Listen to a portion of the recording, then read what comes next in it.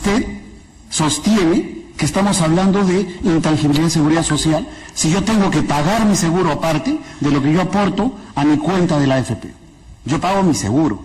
Y es más, le voy a decir a usted, por eso le pregunto, si encuentra usted en la Constitución que diga que la pensión es intangible. No, señor. No, lo que he señalado es que el artículo 12 de la Constitución establece que los fondos y las reservas de la Seguridad Social son intangibles. Seguridad Social. Entonces, la ONP es Seguridad Social.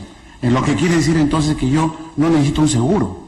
O sea, yo puedo ir ahorita a atenderme gratuitamente y entonces el aporte que yo doy a la AFP también me otorga a mí servicios de seguro.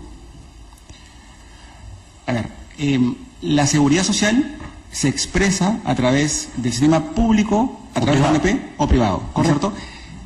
Como contribuyente, a trabajador contribuyente, estoy obligado a recurrir a alguno de los dos sistemas. Correcto, pero la plata que yo le doy a la AFP, ¿sirve para pagar mi seguro? El dinero que yo aporto al AFP va a servir para que cuando tengas el derecho a la pensión... Señor abogado, ¿sirve o no sirve? ¿O yo tengo que pagar mi seguro aparte? Actualmente, cuando uno está trabajando, no sirve. Entonces, ¿por qué usted sostiene que estamos hablando de intangibilidad de seguridad social si yo tengo que pagar mi seguro aparte de lo que yo aporto a mi cuenta de la AFP?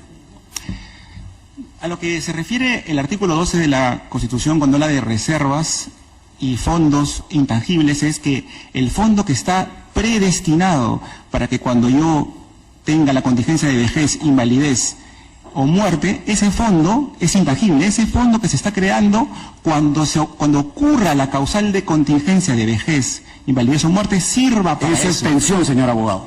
Para eso yo estoy aportando. Eso es pensión. Yo aporto mi cuenta, yo aporto mi dinero para que cuando sea adulto mayor se me pague una pensión. O si tengo algún tipo de incidente. Pero yo pago mi seguro. Yo pago mi seguro.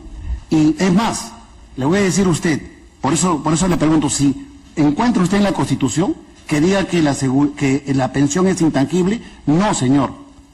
Y le puedo decir que en el diario de debates de la Constituyente del año 93, cuando se habló de la intangibilidad, se refirió a los aportes al seguro social. ¿Sabe por qué?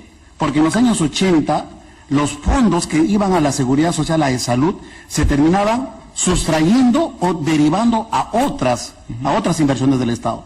El Estado, en vez de aportar al seguro social en favor de la persona de las 19.990, lo que hacía era agarrar esa plata y saldar una empresa pública que tenía deudas.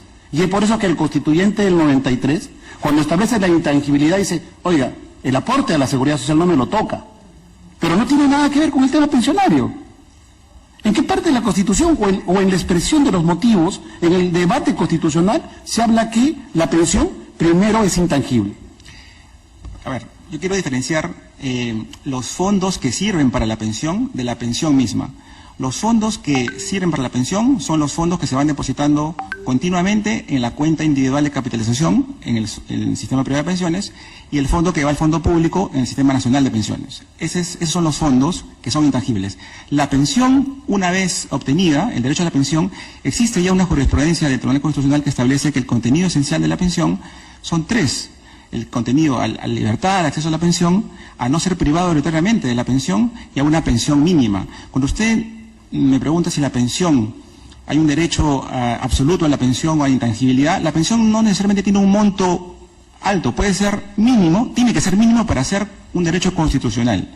Entonces, si usted me pregunta si hay una pensión intangible, yo diría, no es que tengas derecho a un número destinado de pensión. Basta con que tengas una pensión mínima para que esté asegurado tu derecho constitucional a la pensión. Muy bien, señor abogado. Lo que me está diciendo usted que en todo caso es una interpretación o el desarrollo jurisprudencial la que la califica como intangible. Cosa que yo estoy de acuerdo. Pero la Constitución no ha configurado el artículo 12 para declarar la intangibilidad de la pensión, sino de la seguridad social. Y la AFP no aporta a la seguridad social.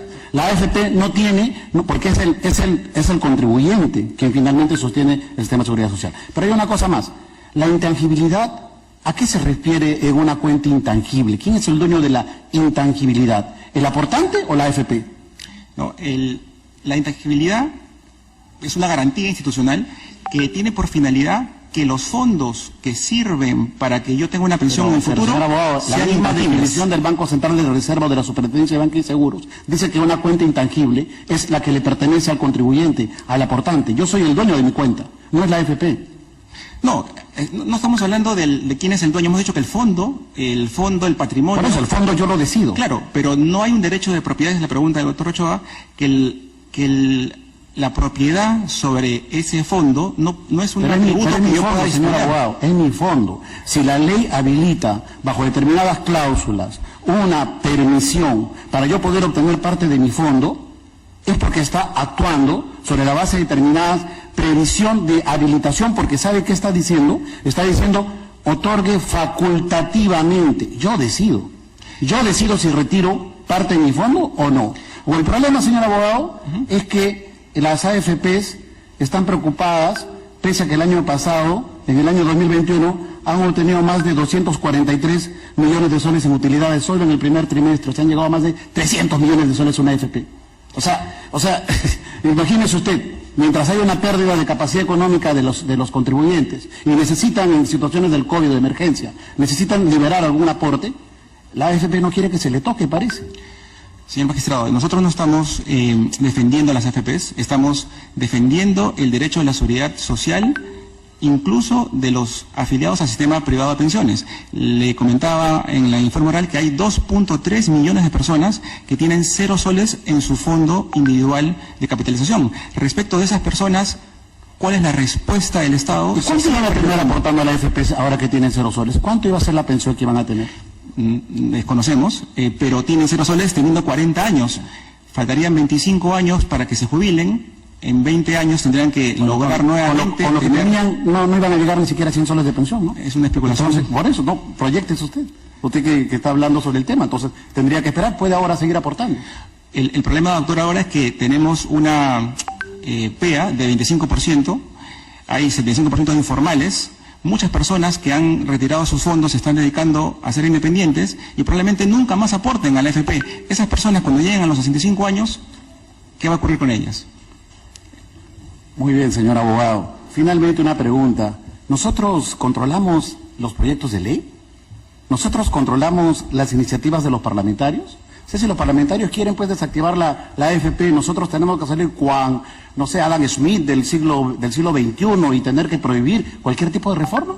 ¿O es el legislador quien tiene que configurar lo que señala la Constitución y nosotros esperar que se apruebe una ley para validar si es que es constitucional o no? O sea, podemos controlar las iniciativas que ustedes han dicho como en el tema, que hay varios proyectos de ley en el Parlamento. O sea, ¿vamos a frenar eso?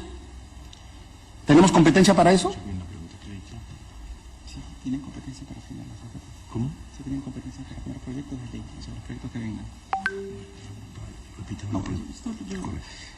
Bueno, lo que pasa, señor magistrado, es que dado que no existe ningún control, no ha habido ningún control respecto a las normas, leyes que han salido autorizando los retiros de los fondos del sistema privado de pensiones, se está creando una política de regresión. Se está permitiendo que se retiren fondos y cuando alguien desea presentar una acción de inconstitucionalidad, probablemente como el retiro es inmediato, nunca se pueda conocer una sentencia respecto de si son constitucionales o no. Entonces, si el tribunal no dice algo respecto a la constitucionalidad de esos retiros, entonces eso es un incentivo para que el Congreso pueda seguir decidiendo retirar fondos, 4 y 3, mañana serán 100, mañana puede ser el 100% y se acaba el sistema privado de pensiones, ¿no? ¿Y quién va a responder respecto de las pensiones de esas personas? El sistema público. Para completar la respuesta que ha dado el doctor Acevedo, señor magistrado, convenimos en su apreciación respecto a que el artículo 12 protege la intangibilidad, los fondos y reservas de la seguridad social, que implica pensión y salud.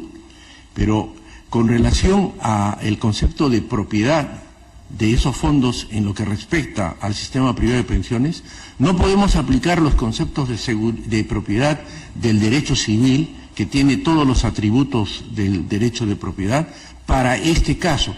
Podría ser, como lo ha dicho el tribunal en reiterada jurisprudencia, que para este caso se debe aplicar el concepto de patrimonio. Es patrimonio titular de la cuenta individual de capitalización ese fondo, pero con restricciones para la específica finalidad de cubrir un riesgo que se va a presentar a futuro. Y ese aspecto es muy importante que el Tribunal Constitucional lo haga respetar. ¿Por qué? Porque el Estado va a tener más tarde la responsabilidad de tener que acudir, probablemente, solidariamente, para cubrir el riesgo de vejez de muchos ciudadanos que hoy día han dispuesto, bajo una errada decisión del Congreso de la República, los fondos individuales que tenían en sus cuentas de la AFP. De tal manera que no es libre la disponibilidad de los fondos de capitalización individual, aun cuando estos sean patrimonio de cada uno de los aportantes. Es un fin específico el que cumple. Muy bien, señor abogado, voy a terminar ya. Por eso precisamente la norma señala que esta liberación de aportes es facultativa, temporal y con tope.